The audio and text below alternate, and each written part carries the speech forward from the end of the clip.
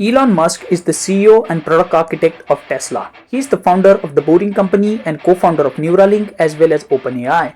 And in his spare time, he likes to design reusable rockets for SpaceX, a company which he also founded. And apart from being known for his entrepreneurial spirit to get his hands into companies which promise to revolutionize their own industry, he is also known for the witty and controversial comments he does on Twitter as well as conventional media. So he's not the kind of billionaire who likes to lay low and keep his comments to himself, but instead he likes to express his thoughts and opinions in an uncanny way.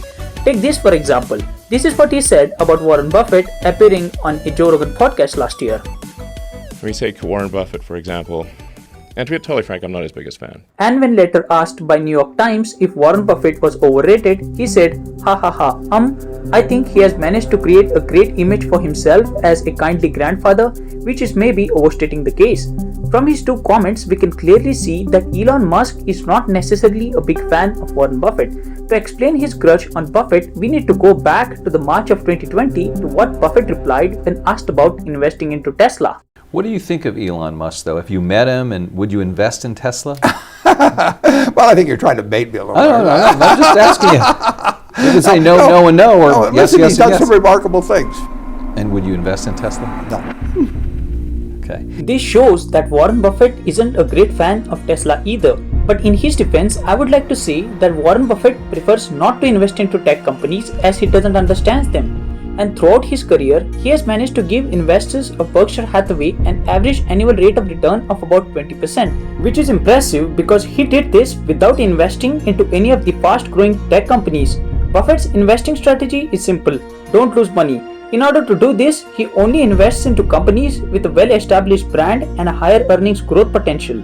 He basically looks for companies with a wide economic moat around them to shed away competitors. If we compare that to Elon Musk, he has a very high-risk, high-reward investing strategy.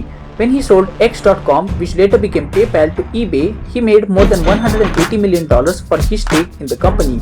That was more than enough money to live the rest of his life in luxury. But that's not what he wanted.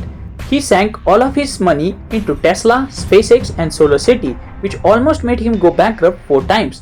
At the time of recording this video, Elon Musk is the richest person in the whole world, and all credit goes to his investments into Tesla and SpaceX. Now we can clearly see how both of these billionaires differ fundamentally. Jeff who? On one hand, we have Warren Buffett, who only likes to invest into companies with huge economic moats around them, while on the other, we have Elon Musk, who says, if your only defense against invading armies is a moat, you will not last long.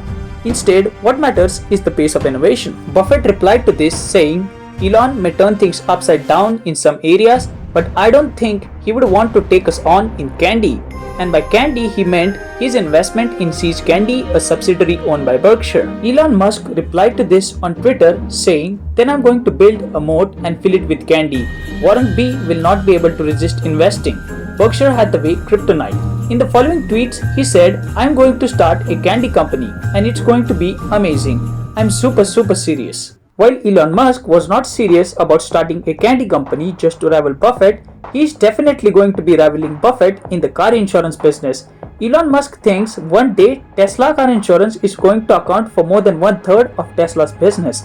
This will in turn hurt Buffett as 1/3 of Berkshire's business consists of car insurance. Warren Buffett cheekily replied to this saying, "The odds of an automobile company being successful in the insurance business is as same as the insurance company coming into the auto business." To put fuel on fire, in the same Joe Rogan podcast, Elon Musk dismissed Buffett's job as boring by stating trying to figure out which company deserves more capital, Pepsi or Coke, is a boring job. It seems as if day by day both of these billionaires' businesses are crossing paths with each other. And that seems to be the catalyst which is aggravating the bad relationship between these two guys.